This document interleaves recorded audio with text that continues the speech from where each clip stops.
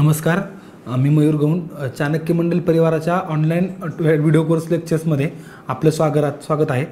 आपण या व्हिडिओ लेक्चरच्या माध्यमातून इतिहास या घटकाविषयी माहिती घेत आहोत.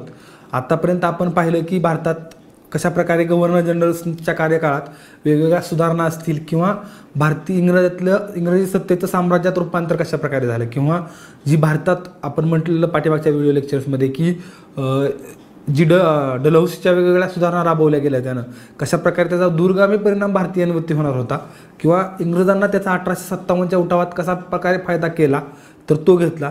आपण 1857च्या उठावामध्ये देखील त्याबद्दलची थोडंफार डिस्कशन्स करणार आहोतच.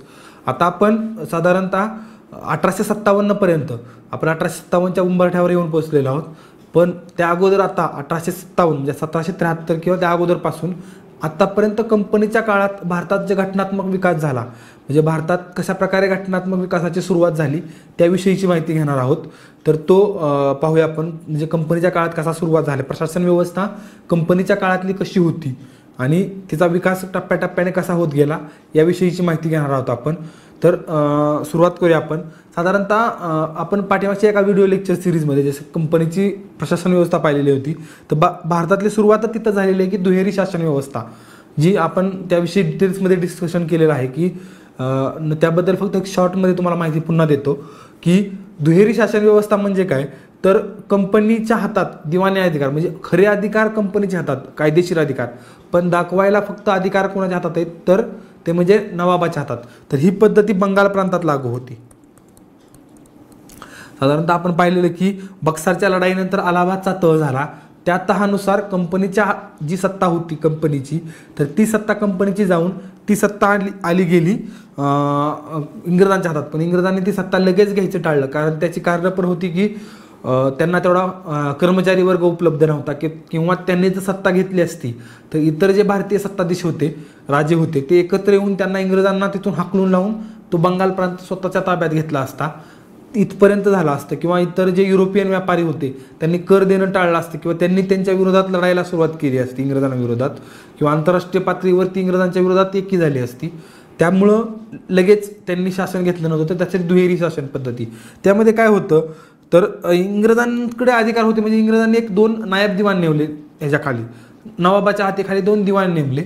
ॲक्च्युअली ते दिवाण जनतेसमोर काम करताना काम करत होते नवाबासाठी, पण त्यांना खरं काम करत होतं कंपनीसाठी म्हणजे कंपनीच्या फायद्यासाठी.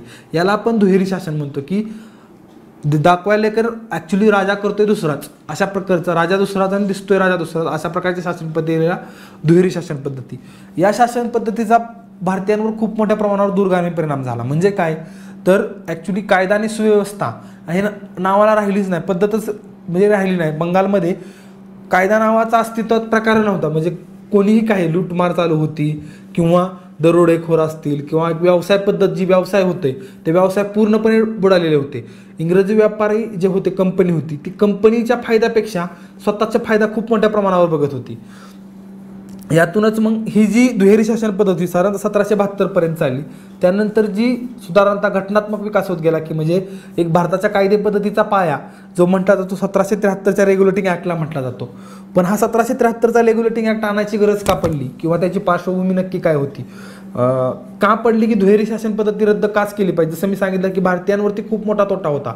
त्याचबरोबर झालं असं जसं मी म्हटलं की इंग्रजीचे जे अधिकारी होते, इंग्रज अधिकारी, ते कंपनीसाठी फायदा करत नव्हते. म्हणजे इंग्रजाचे अधिकारी म्हणजे आपल्याला तो पत्रव्यवहार उपलब्ध आहे किंवा ते समकालीन जे लेखक होते त्या लेखकांच्या लेखणीतून आपल्याला दिसून येतं की इंग्रजांच्या अधिकाऱ्यांनी जो स्वतःच्यासाठी सोन्याच्या म्हणजे जहाजाच्या किंवा सोन्याच्या थैल्या पाठवत होती स्वतःसाठी, पण एकीकडे दुसरीकडे मात्र कंपनी कर्जात डुबत होती. तर हे सत्य समोर आलं तर इंग्लंडच्या संसदेच्या समोर. ते कसं आलं तर ज्यावेळेस वॉरेन हेस्टिंग्स गव्हर्नर जनरल म्हणून 1772मध्ये भारतात आला त्यावेळेस झालं असं की इंग्रज मराठा युद्ध सुरू झालं. त्याचबरोबर कंपनीकडं आता पैशाची कमतरता म्हणजे कंपनीवर साधारणतः 60 दशलक्ष पौंड, 60 कोटी पौंड रुपये नाही पौंड, जे परकीय इंग्लंडची करन्सी आहे, त्या पौंड एवढं कर्ज कंपनीवर होतं. बरं, आता मला सांगा कंपनीवर कर्ज आहे म्हणल्यावर तुम्हाला माहिती आहे की कंपनी दरवर्षी भागधारकांना एक लाभांश म्हणजे जो नफा आला त्या नफ्यातला एक लाभांश डिक्लेअर करते. तर यावर्षी ना तोट्यात त्यामुळे कंपनीनं लाभांश नाही डिक्लेअर केला पाहिजे, कंपनीनं उलटं केलं. या कंपनीनं 12.5% लाभांश डिक्लेअर केला. म्हणजे हा फॅक्ट्स लक्षात ठेवू नका, एक तुम्हाला पार्श्वभूमी तयार व्हावी या कायद्याची म्हणून सांगतोय. एवढा 12.5% लाभांश डिक्लेअर केला अधिकाऱ्यांना, जे नफाधारक आहेत त्यांना. बरं डिक्लेअर केला. आतापर्यंत ही परिस्थिती कुणालाच, ही 60 लाख कर्ज किंवा हे केलं हे कुणालाच माहीत नव्हतं. पण एक एवढं होतं की जो इंग्लंडमधला सरंजाम म्हणजे सरदार वर्ग होता इंग्लंडमधला, तो सरदार वर्ग या कंपनीच्या अधिकाऱ्यांवर जळत होता. का म्हणून साहजिकच आहे, शेजाऱ्याचं कोणाला बघवतं चांगलं आपण म्हणतो तसं, त्यांची संपत्ती वाढते हे त्या सरंजाम वर्गाला दिसत होतं, सरदार वर्गाला दिसत होतं, त्यामुळे ते जळत होता. मग आता झालं असं की मराठ्यांबरोबर युद्ध सुरू झालं, त्याचबरोबर म्हैसूरचं युद्ध सुरू झालं. ॲट अ टाइम मराठा आणि म्हैसूरचं आणि म्हैसूरच्या हैदर अलीनं कर्नाटक प्रांत जिंकून घेतला. थोडक्यात यशस्वीचं आक्रमण करून लुटून नेलं कर्नाटक. ही बातमी इंग्लंडमध्ये कळाली. त्यामुळे कंपनीचे शेअर्स घटले. त्यामुळे या कंपनीच्या संचालक मंडळाने काय केलं, बँक ऑफ इंग्लंडकडे 10 कोटीचं कर्ज मागितलं. 10 कोटी पाऊंड, पाऊंड म्हणजे जी बातमी असेल ती पाऊंडमध्ये असेल, पाऊंडचं कर्ज मागितलं. झालं संसद एकदम म्हणजे संसदेचे सदस्य एकदम कोमातच गेले थोडक्यात म्हणून मी, की अरे आपल्याला दिसतंय समोर की इतके अधिकारी श्रीमंत होतात, कंपनी तोट्यात कशी आहे. तर ही चौकशी करण्यासाठी संसदेने एक समित्या नेमल्या, म्हणजे एक स्थायी समिती, आपण जे राज्यव्यवस्थेत बघणार आहोत संसदेच्या समित्या, त्यापैकी एक स्थायी समिती आणि एक गुप्त समिती नेमली की नक्की हे मॅटर काय कंपनीचा. की त्यामुळे त्या समितीने एक कायदा सुचवला की कंपनीच्या व्यवस्थेतच बदल करायला हवा. का तर या व्यवस्थेमुळं भारतीयांवरती खूप मोठ्या प्रमाणावरती वाईट परिणाम होतात आहे. जर ही व्यवस्था अशीच चालू राहिली तर एक दिवस भारत त्याचबरोबर इंग्लंड दोघंही रसा तळाला जातील, म्हणजे बुडून जातील, मरून जातील. हे देश अस्तित्वात राहणार नाहीत, इतकी वाईट परिस्थिती निर्माण होईल. त्यामुळे आपल्याला लगेच काहीतरी प्रिव्हेंटिव्ह ॲक्शन घेणं गरजेचं आहे असं कंपनीच्या अधिकाऱ्यांना वाटलं. मग त्यातूनच हा 1773च्या रेग्युलेटिंग ॲक्टचा जन्म झाला. इथून भारतात एक घटनात्मक शासन व्यवस्था कशा प्रकारे असेल तर ती साधारणतः आपल्याला दिसून येते, ती त्याबद्दलची माहिती घेऊया.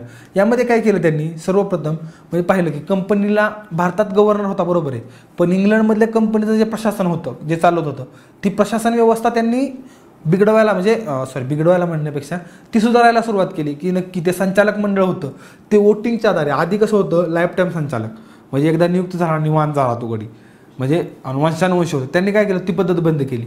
इलेक्शन ठेवलं संचालकांसाठी. ते इलेक्शनला संचालकांची संख्या केली की कितीही संचालक नाही, 24 संचालक असतील फक्त. कंपनीचं कारभार बघायला एक 24 संचालक असतील. त्यांना 4 वर्षाचा कालावधी, म्हणजे 4 वर्षासाठी फक्त निवडून यावं लागेल भागधारकांमधून, म्हणजे जे शेअर होल्डर्स आहेत. बरं, त्या शेअर होल्डर्स करून निवडून यावं लागेल या कंपनीच्या संचालकांना. 24 आणि 4 वर्षांचा कालावधी केला. त्यामुळे झालं कसं की एक रिन्युवेशन राहिलं कंपनीमध्ये. दुसरी गोष्ट, बंगालला जो गव्हर्नर होता बंगालचा, त्याला बंगालचा गव्हर्नर जनरल अशी पदवी दिली. म्हणजे तो इतर प्रांताचे म्हणजे मुंबई आणि मद्रासचे गव्हर्नर आणि बंगालचा गव्हर्नर जनरल असं डेजिग्नेशन ठेवलं. त्याचबरोबर त्याला मदत करण्यासाठी एक 4 सदस्यीय काउन्सिल म्हणजे कार्यकारी मंडळ, म्हणजे 4 म्हणजे आता थोडक्यात एक काय केलं, म्हणजे जे कायदे आपण कार्यकारी मंडळ आपण थोडक्यात म्हणून, म्हणजे पंतप्रधान म्हणजे हा गव्हर्नर जनरल आणि त्याचे हे 4 मंत्री, थोडक्यात कार्यकारी मंडळ आपण असं म्हणूया. त्याला मदत करायला हे 4 कार्यकारी मंडळ नियुक्त केलं. आणि जो निर्णय असेल तो बहुमतानं असेल, काही जो घ्यायचा आहे तो बहुमत.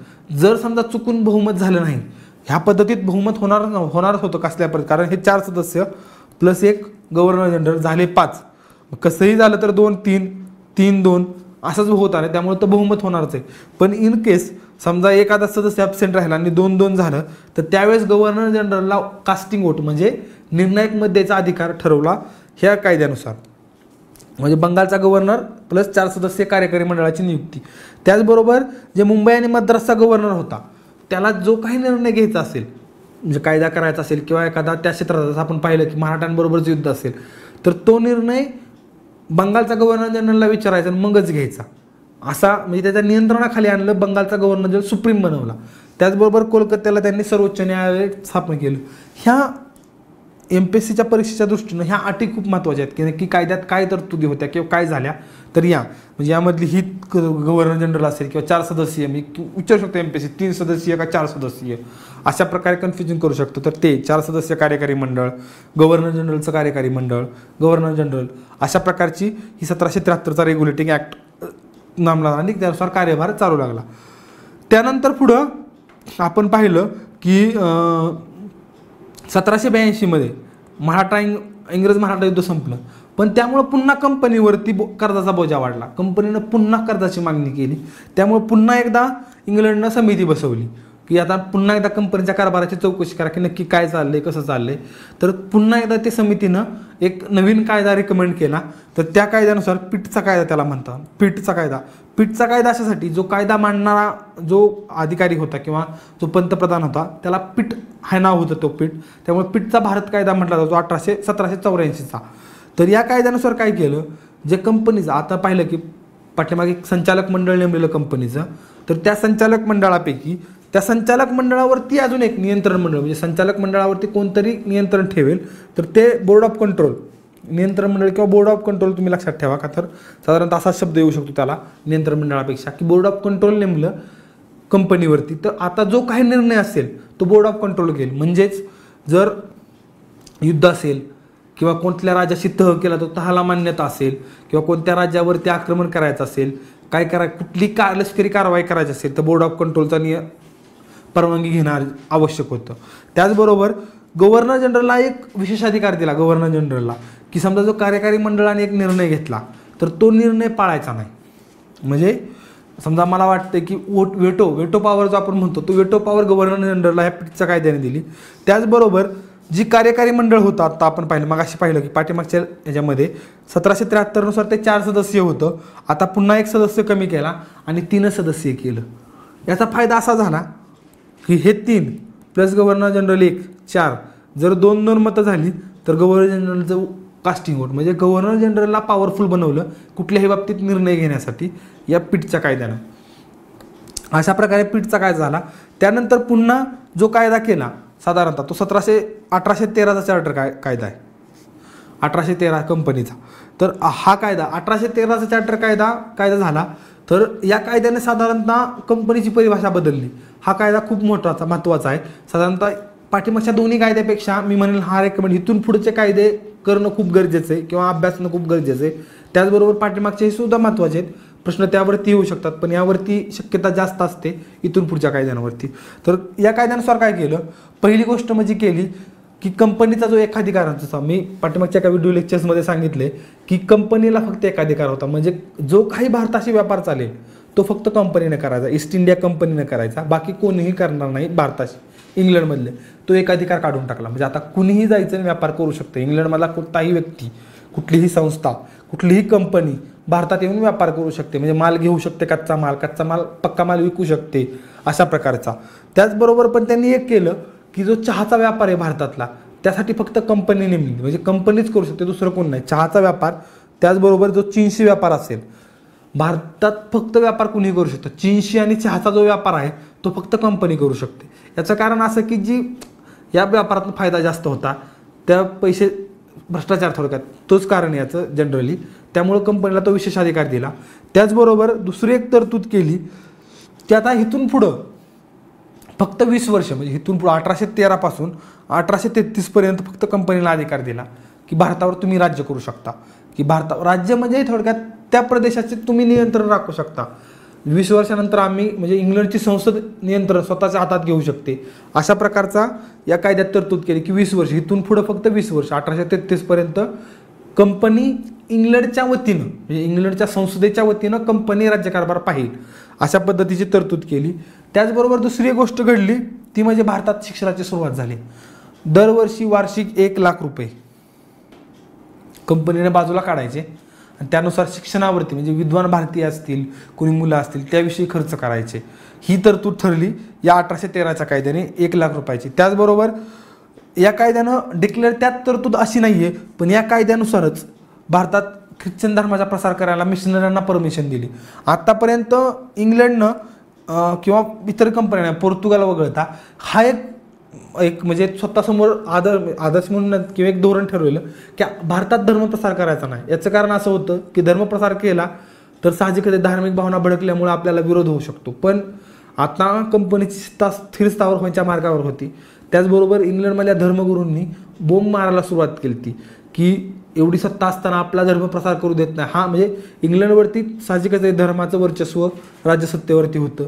त्यामुळं इंग्लंडमधल्या कायद्याने परमिशन दिली की मिशनरी भारतात जाऊ शकतात. म्हणजे इनडायरेक्टली परमिशन दिली की भारतात धर्मप्रसार होऊ शकतो। हा झाला 1813चा चार्टर कायदा। म्हणजे याचा महत्त्व फक्त महत्त्वाच्या ह्या तरतुदी आहेत। या तरतुदी लक्षात ठेवा की नक्की काय होतं किंवा या तरतुदीनुसार कोणाला कुठले अधिकार दिले गेले। कंपनीचा 20 वर्षाचा करार असेल कंपनीशी, किंवा व्यापाराचा एकाधिकार समाप्त करणे असेल, किंवा शिक्षणाचा प्रसार करणे असेल, यांसारख्या तरतुदी नेमण्यात आला। हे पहिलं। आता या पुढच्या लेक्चर्समध्ये आपण बघणार आहोत की पुढचे जे कायदे आहेत, म्हणजे साधारणतः 1833चा चार्टर कायदा असेल, 1853चा चार्टर कायदा असेल, किंवा 1858चा चार्टर कायदा असेल, तर या कायद्यामध्ये नक्की काय बदल घडले, प्रशासन व्यवस्थेत नक्की कोणते बदल घडले, त्याविषयीची आपण माहिती घेणार आहोत। तर ती आपण नक्की पुढच्या लेक्चरमध्ये घेऊया। धन्यवाद। नमस्कार, मी मयूर गौंड, चाणक्य मंडल परिवारच्या ऑनलाईन व्हिडिओ लेक्चर सिरीजमध्ये आपलं स्वागत आहे। आपण या व्हिडिओ लेक्चर सिरीजच्या माध्यमातून इतिहास या उपघटकाविषयी माहिती घेत आहोत। आतापर्यंत आपण पाहिलं की कंपनीच्या काळात कशाप्रकारे भारताचा घटनात्मक विकास असेल, म्हणजेच ही जी भारतातली जी प्रशासन व्यवस्था होती, त्या प्रशासन व्यवस्थेत कशा प्रकारे बदल होत गेले, किंवा भारतात कशा प्रकारची एक नवी व्यवस्था आकाराला यायला सुरुवात झालेली होती, ते आपण पाहत आहोत। आतापर्यंत आपण पाहिलं की 1773च्या रेग्युलेटिंग ॲक्टनुसार बंगालच्या गव्हर्नर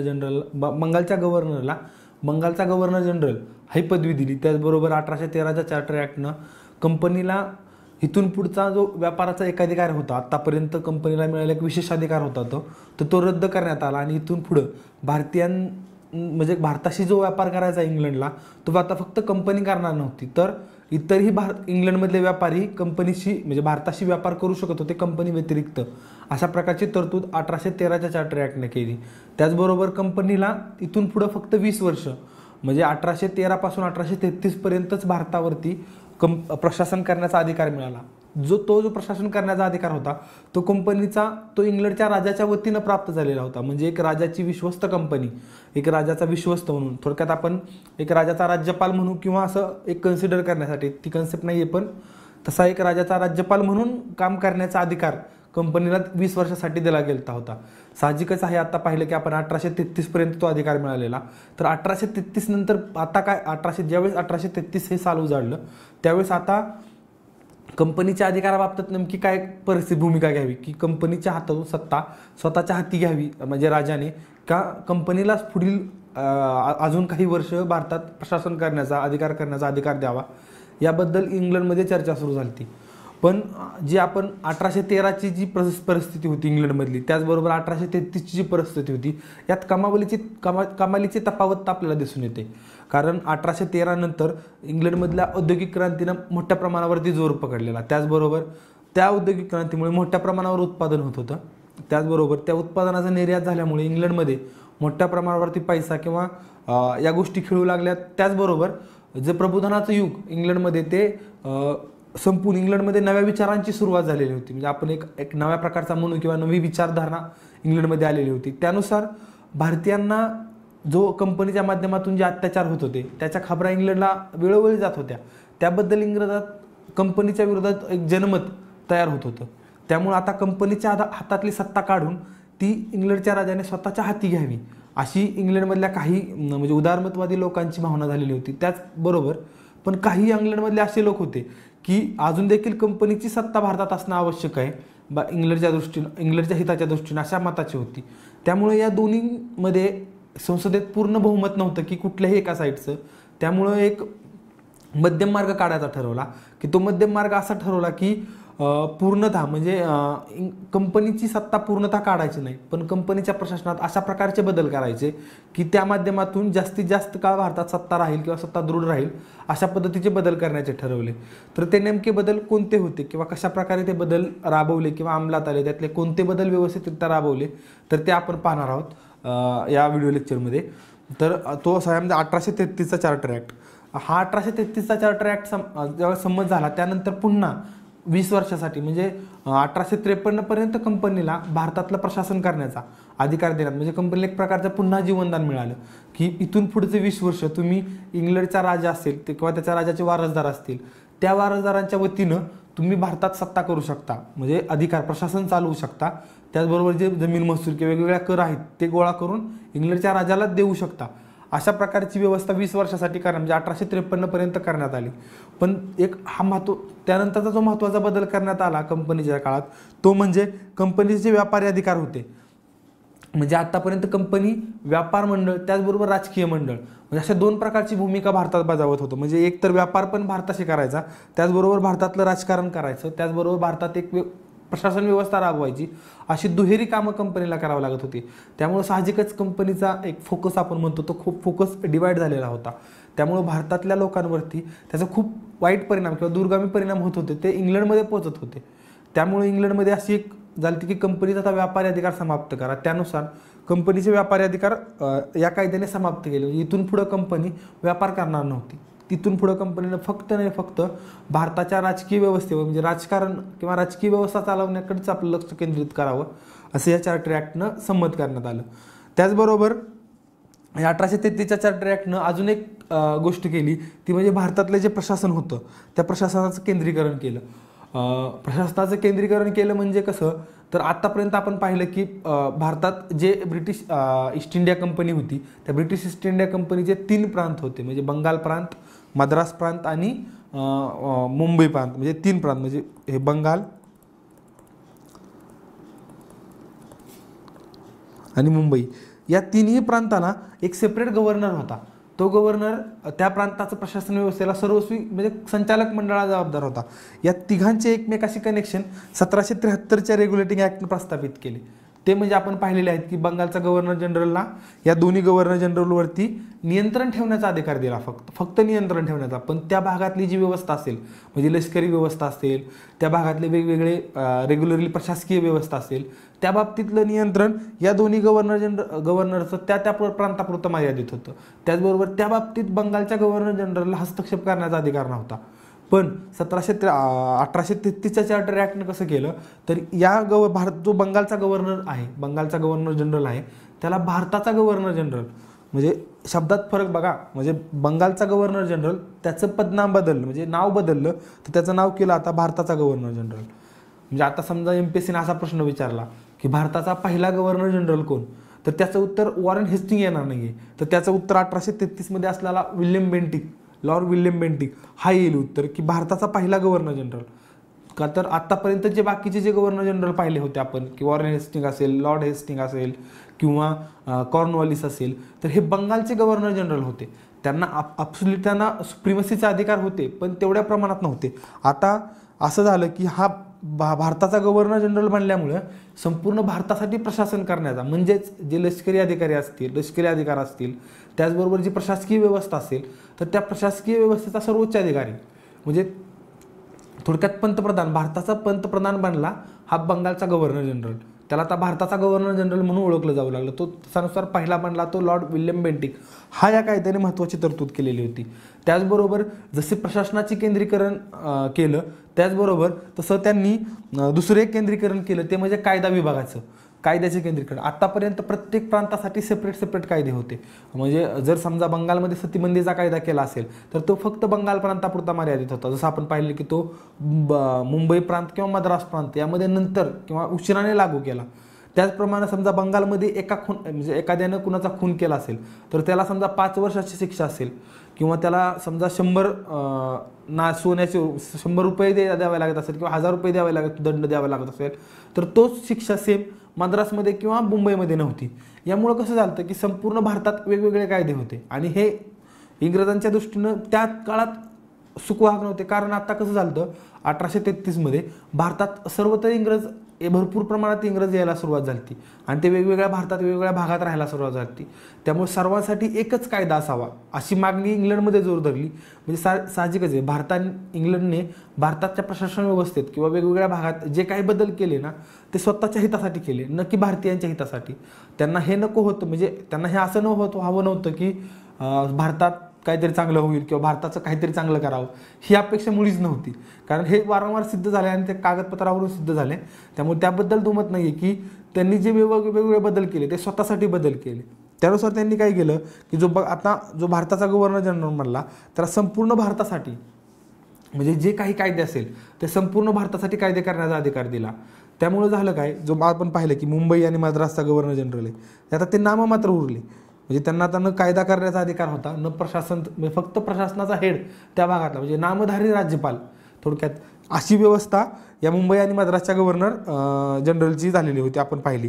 त्याचबरोबर आपण जसं पाहिलं की आता कायदा करण्याची व्यवस्था होती आणि गव्हर्नर जनरलला कायदा करण्यासाठी किंवा एक कार्यकार करण्यासाठी जे 3 सदस्यीय 3 सदस्यीय काउन्सिल होतं, याला आपण कार्यकारी मंडळ म्हणतो, जे 1784 ते 1773 पासून सुरू झालं. त्यामध्ये सुरुवातीला 4 मेंबर होते. नंतर 1784च्या पिट्स इंडिया ॲक्टनं त्यामध्ये 3च मेंबर ठेवले.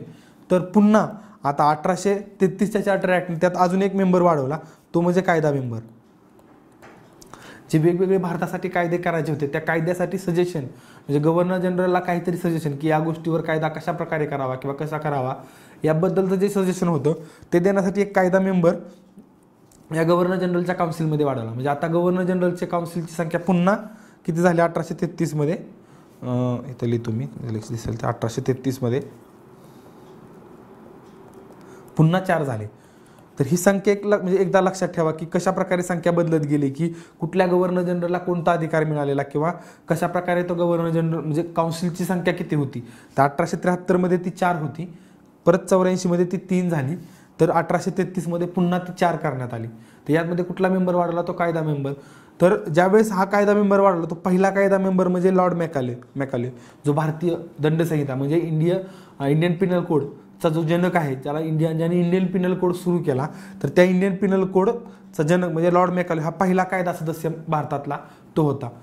त्याचबरोबर जसं म्हटलं की कायदा सदस्य आला, पण आता भारतातल्या कायद्याचे संहतीकरण म्हणजे एक कायदे एका ह्याच्यात ठेवणे, एका लॉमध्ये किंवा एकत्र बांधून घेणे हे गरजेचं होतं. तर हे कायद्याचं एकत्रीकरण करण्यासाठी एक लॉ कमिशन नेमण्यात आलं, जे फर्स्ट लॉ कमिशन, ज्याला आपण भारतातलं पहिलं लॉ कमिशन म्हणतो, त्याचा एक लॉ कमिशन नेमण्यात आलं. त्याचा अध्यक्ष होता लॉर्ड मॅकाले.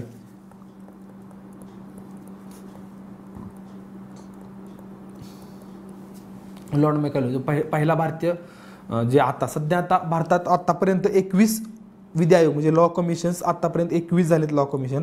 तर 21व्या लॉ कमिशनचे सध्याचे अध्यक्ष आहेत बलबीर सिंग चौहान नावाचे अध्यक्ष आहेत लॉ कमिशनचे, जे ज्याच्या आता 2018मध्ये त्याची मुदत संपलेली आहे. तर अशा प्रकारचं पहिलं लॉ कमिशन भारतातले 1833च्या चार्टर ॲक्टनं स्थापन केलं होतं. त्याचबरोबर या कायद्यातली सगळ्यात महत्त्वाची किंवा ज्या गोष्टीतून एक जी जसं म्हटलं की इंग्लंडमधल्या जे मी मगाशी म्हटलेलं की जे प्रबोधनामुळे जे विचार रुजू झाले त्या विचारांचा परिणाम म्हणून हे एक महत्त्वाचं कलम ॲड केलं होतं की भारतात जे नोकरी केली जाईल किंवा जे संधी सेवा आहेत भारतातल्या, त्या संधी सेवांवरती पहिल्यांदाच भारतीयांची नेमणूक करण्यात येईल अशी तरतूद या 1833च्या चार्टर ॲक्टने केलेली होती. म्हणजे जे धर्म, वंश, जात याचा विचार न करता जी गुणवत्ता असेल त्या लोकांकडे, त्या गुणवत्तेच्या आधारावरती भारतातल्या लोकांना या संधी सेवेत नेमणूक करण्यात येईल असे या कायद्याने तरतूद केली. साहजिकच आहे ही तरतूद फक्त कागदावरच राहिली, कारण भारतीयांना आपल्या प्रशासन सेवेत सामावून घ्यायचं नाही. हे इंग्रजांचं पहिल्यापासूनचे धोरण होतं. कारण त्यांना त्यामागं वेगवेगळी कारणं होती की जसं असेल की सांस्कृतिक श्रेष्ठत्व, म्हणजे त्यांना इंग्लंडला असं वाटायचं की पूर्वेकडल्या देशांपेक्षा आम्ही सांस्कृतिकदृष्ट्या श्रेष्ठ आहोत आणि त्यामुळंच आम्हाला यांच्यावरती अधिकार करण्याचा म्हणजे त्यांच्यावरती राज्य करण्याचा अधिकार आम्हाला प्राप्त झाला आहे, ही एक भावना असेल. किंवा दुसरी एक भावना अशी होती की भारतीयांना काहीच जमत नाही अशी ब्रिटिशांची खरोखरच धारणा झालेली होती. त्यामुळे भारतीयांचे आपण बघतो की जसं पुढं की खूप उशिरापर्यंत भारतीयांना प्रशासनातल्या वरच्या म्हणजे जागा म्हणजे जसं असेल कलेक्टर असतील, जिल्हाधिकारी असतील किंवा या गव्हर्नर जनरलच्या काउन्सिलमधले वेगवेगळे अधिकारी असतील, तर ती जागा मिळत नव्हती. भारतीयांना सुरुवातीला फक्त खालच्या म्हणजे लिपिक असेल, क्लार्क असतील किंवा डेप्युटी कलेक्टर असेल, जास्तीत जास्त डेप्युटी कलेक्टर किंवा मिलिटरीमध्ये जास्तीत जास्त सुभेदार इथपर्यंतची पगार म्हणजे सुभेदार या पदापर्यंतच भारतीयांना पोहोचत होते. त्यावरती सगळे जे होते ते इंग्रज अधिकारीच होते. पण ह्या कायद्यातली ही मोठी तरतूद होती की भारतीयांना जात धर्म न बघता नेमण्यात येईल. तर ही मागची मोठी तरतूद. त्याचबरोबर दुसरी एक तरतूद त्यांनी केली ती म्हणजे गुलामगिरी. जी गुलामगिरी होती ती गुलामगिरीच्या विरोधात वेगवेगळे कायदे कंपनीने संमत करायचे आणि गुलामगिरी भारतात जी होती ती गुलामगिरी कायमची रद्द करायची अशी या कायद्याने एक तरतूद केलेली होती भारतात की इथून पुढे गुलामगिरी रद्द केली जाईल. अशा प्रकारे भारतात 1833चा चार्टर ॲक्ट संमत झाला. तर या पुढच्या लेक्चर्समध्ये आपण बघूया की जे उरलेले दोन आहेत 1853 आणि 1858चा चार्टर ॲक्ट, त्याची पार्श्वभूमी आणि कशा प्रकारे तो राबवला गेला तर तो पाहूया. धन्यवाद. नमस्कार. चाणक्य मंडल परिवारच्या ऑनलाईन लेक्चर्स कोर्समध्ये आपलं स्वागत आहे. आपण आत्तापर्यंत इतिहास या उपघटकाविषयी माहिती घेत होतो इतिहास या उपघटकात आपण असं आतापर्यंत पाहिलं की कंपनीच्या काळात कशा प्रकारे भारतातला एक घटनात्मक विकास होत गेला, म्हणजे एक सुबद्ध पद्धतीची प्रशासन व्यवस्था, म्हणजे भारतात कशा प्रकारची प्रशासन व्यवस्था असेल किंवा कशा प्रकारे भारतातलं राज्यकारभार चालवला जाईल याविषयीचे जे वेगवेगळे कायदे होते, जे वेगवेगळे चार्टर ॲक्ट्स होते ते आपण आलो होतो. आतापर्यंत आपण 1833च्या चार्टर ॲक्टपर्यंतचा अभ्यास केलेला आहे. या पुढच्या लेक्चरमध्ये आपण 1853 आणि 1857 किंवा 1858चा जो चार्टर ॲक्ट आहे त्या चार्टर ॲक्टविषयीची माहिती घेणार आहोत. तर आपण त्याविषयी पाहूया. 1853च्या चार्टर ॲक्टविषयी माहिती घेऊया. जो 1853चा चार्टर ॲक्ट आहे तो कायदा संमत करण्याविषयीची पार्श्वभूमी काय होती किंवा नक्की त्यावेळेसची इंग्लंडमधली परिस्थिती किंवा त्याला मोटिवेटेशन किंवा फोर्स कसा मिळाला त्याबद्दलची आपण माहिती घेऊया. जसं आपण पाहिलं की 1833च्या चार्टर ॲक्टनं एक कंपनीला 20 वर्षासाठी जीवनदान दिलं गेलं होतं की इथून पुढची 20 वर्ष कंपनी जी आहे ती इंग्लंडच्या राजाच्या वतीनं भारतातला प्रशासनाचा अधिकार बघेल. म्हणजे भारताचे प्रशासन असेल तो कंपनी पाहेल ते 20 वर्षासाठीचाच अधिकार दिलेला होता. तर साहजिकच 1853पर्यंत तो अधिकार प्राप्त झालेला होता. तर 1853 नंतर आता पुन्हा की आता कंपनीच्या हातली सत्ता काढून घ्यायची का नाही याबद्दल पुन्हा एकदा इंग्लंडमध्ये विचारमंथन सुरू झालं. पण सेम जसं म्हटलं की पुन्हा एकदा संसदेत काढून न घेण्याविषयीचं बहुमत तयार झालं की आत्ता सध्या देखील इंग्लंडमधलं कायदा म्हणजे इंग्लंडमध्ये जो संसद होती त्यामध्ये कंपनीच्या बाजूंचंच बहुमत होतं. त्यामुळं फक्त त्याबाबत एक अशी प्रतिक्रिया करण्यात आली की कंपनीला अधिकार देण्यात आले, पण ते किती काळासाठी किंवा कसे देण्यात आले तर त्याविषयी या चार्टर ॲक्टमधल्या वेगवेगळ्या तरतुदी किंवा जे वेगवेगळे बदल झाले भारतातल्या प्रशासन व्यवस्थेत कोणकोणते कसे झाले तर ते पाहूया आपण. यामध्ये एक महत्त्वाची तरतूद अशी करण्यात आली की आतापर्यंत 1813 असेल किंवा 1833चा चार्टर ॲक्ट असेल या दोन्ही चार्टर ॲक्टनं अशी तरतूद केली की पुढच्या 20 वर्षासाठी, म्हणजे हा एक टाईम बाउंड पिरियड होता 20 वर्षाचा, की आत्ता 20 वर्षापर्यंत कंपनीच्या साम्राज्याला इंग्लंडची संसद धक्का लावू शकत होती, पण एक गॅरंटी पिरियड दिला होता की 20 वर्ष तुम्ही भारतात सत्ता करू शकता. पण 1853च्या चार्टर ॲक्टनं तसं केलं नाही. तर 1853च्या चार्टर ॲक्टनं अशी तरतूद केली की जोपर्यंत संसद नामंजूर करत नाही, म्हणजे ज्या क्षणिक संसदेनं असं मंजूर केलं की भारतात जी कंपनीची सत्ता असेल ती समाप्त होईल आणि इथून पुढं भारतातली सत्ता इंग्लंडचा राजा चालवेल, तोपर्यंत भारतात कंपनी शासन करू शकते. पण त्यानंतर नाही, म्हणजे संसदेची मंजुरी बाइंडिंग करण्यात आली की जोपर्यंत संसद नामंजूर करत नाही तोपर्यंत तुम्ही राज्य करा. म्हणजे असं फिक्स टाईम बाउंड पिरियड कंपनीला दिला नाही. त्याचबरोबर अशी एक तरतूद केली की जे संचालक मंडळ होतं कंपनीचं तर त्या संचालक मंडळाची आपण पाहिलं की 24 ही संख्या ठेवलेली आणि ते लोकांमधून निवडून यायची. म्हणजे जे कंपनीचे शेअर्स होल्डर होते लोकांमधून म्हणजे कंपनीचे जे शेअर होल्डर होते त्या शेअर होल्डरमधून हे संचालक मंडळ निवडलं जायचं. आता काय केलं इंग्लंडच्या संसदेनं तर ही संचालक मंडळाची संख्या कमी केली, ती 24वरून 18 आणली आणि त्यात प्लस 18 जरी केलेले असले तर ते सगळेच्या सगळे लोक शेअर्स होल्डरमधून निवडून येणार नव्हते. तर त्यातले जे 6 अधिकारी होते तर ते ब्रिटिश राजपत म्हणजे थोडक्यात इंग्लंडची संसद ते नेमणार होती. म्हणजे आता कंपनीचा जो अधिकार आहे तो बऱ्यापैकी कमी करत आणलेला. 1873 पासून आपण बघतोय की कंपनीच्या अधिकारांवरती खूप मोठी प्रमाणावरती बंधनं आणली गेली ती. तर ती या चार्टर ॲक्टनं खूप मोठ्या प्रमाणावर म्हणजे कंपनी एक नाममात्र शासक, थोडक्यात जो भारतात जे शासन राबवलं जात होतं ते फक्त म्हणायला कंपनी राबवत होती, तर ते इंग्लंडची संसदच मोठ्या प्रमाणावरती राबवत होती, जी संचालकांची संख्या कमी केली. त्याचबरोबर पुढची एक तरतूद केली की जी भारतातले असं सांगितलं की जे बंगालचा गव्हर्नर जनरल असेल, मद्रासचा गव्हर्नर असेल किंवा इतर अधिकारी असतील म्हणजे लष्करी अधिकारी असतील, लष्कराचा सेनापती असेल किंवा लष्करातल्या वेगवेगळ्या पदावरले अधिकारी असतील, कलेक्टर्स असतील, जे संधी सेवक असतील, तर त्यांची जी नेमणूक होती ती आत्तापर्यंत कंपनीचं संचालक मंडळ करत होतं, कंपनीचं संचालक मंडळ. पण 1853च्या चार्टर ॲक्टनं तो अधिकार जो संचालकांचा नियुक्तीचा अधिकार होता तो नियुक्तीचा अधिकारच काढून घेतला.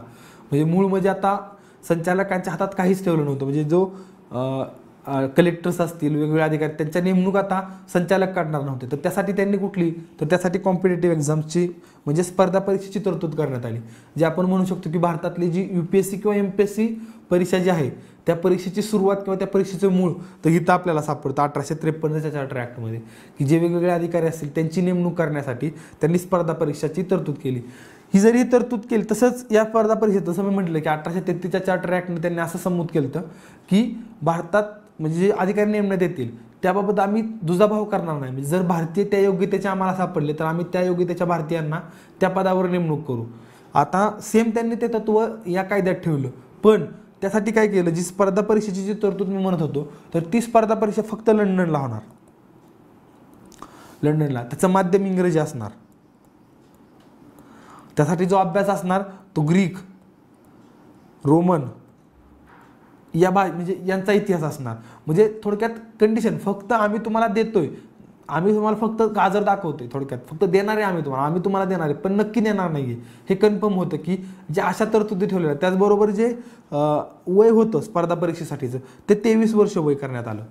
म्हणजे जोपर्यंत 23 वर्ष होत नाहीत, 23 वर्ष मॅक्झिमम लिमिट जे आपण एज लिमिट म्हणतो, तो 23 वर्षाची एज लिमिट ठेवण्यात आली की त्यानंतर कुणीही या स्पर्धा परीक्षेसाठी अलाउट होणार नाही आहे किंवा ते स्पर्धा परीक्षेसाठी इलिजिबल राहणार नाही आहे. अशा प्रकारच्या ज्या कंडिशन्स टाकल्या त्या स्पर्धा परीक्षेसाठी यांनी टाकलेल्या. म्हणजे थोडक्यात फक्त यांचा फायदा इंग्रजांनाच व्हावा अशा पद्धतीनं यात तरतुदी करून एक म्हणजे थोडक्यात पण कॉम्पिटिशन ॲक्ट जो आत्तापर्यंत म्हणजे भारतात आपण पाहत होतो की जो प्रशासक नेमले जायचे ते अधिकारी कंपनी संचालक मंडळ नेमायचं. पण त्यात काय होतं संचालक मंडळामध्ये की त्यामध्ये भ्रष्टाचार खूप मोठ्या प्रमाणावरती फोफावला जायचा. म्हणजे कंपनीचं संचालक मंडळ म्हणजे मित्राचं आपण पाहतो की नियुक्तीचा अधिकार माझ्या हातात आहे. कोणाची नियुक्ती करायची माझ्या हातात असेल तर मी साहजिकच माझ्या जवळच्या लोकांची, माझ्या मित्रांची किंवा माझ्या मित्रांच्या मुलांची किंवा मला जे पैसे देईल त्या लोकांची नेमणूक होत जायची. अशा प्रकारचा भ्रष्टाचार खूप मोठ्या प्रमाणावर कंपनीत होत होता. तर तो थांबवण्यासाठी संसदेनं त्या स्पर्धा परीक्षेची तरतूद केली. त्याचबरोबर पुढची एक तरतूद केली की आता म्हणजे या गोष्टीला आपण एक भारतीय कायदे मंडळाची सुरुवात आपण म्हणू शकतो की कार्यकारी मंडळ आणि कायदे मंडळ हे वेगळं करावं अशी जे आपण म्हणतो. तर त्या व्यवस्थेची सुरुवात ह्या 1853च्या चार्टर ॲक्टमध्ये झालेली दिसते. आत्तापर्यंत आपण पाहिलं की गव्हर्नरच्या काउन्सिलमध्ये 4 मेंबर होते आणि त्यामध्ये एक मेंबर म्हणजे 1833च्या चार्टर ॲक्टनं कायदा व्यवस्थेसाठी नेमलेला, म्हणजे असे टोटल 4 मेंबर होते.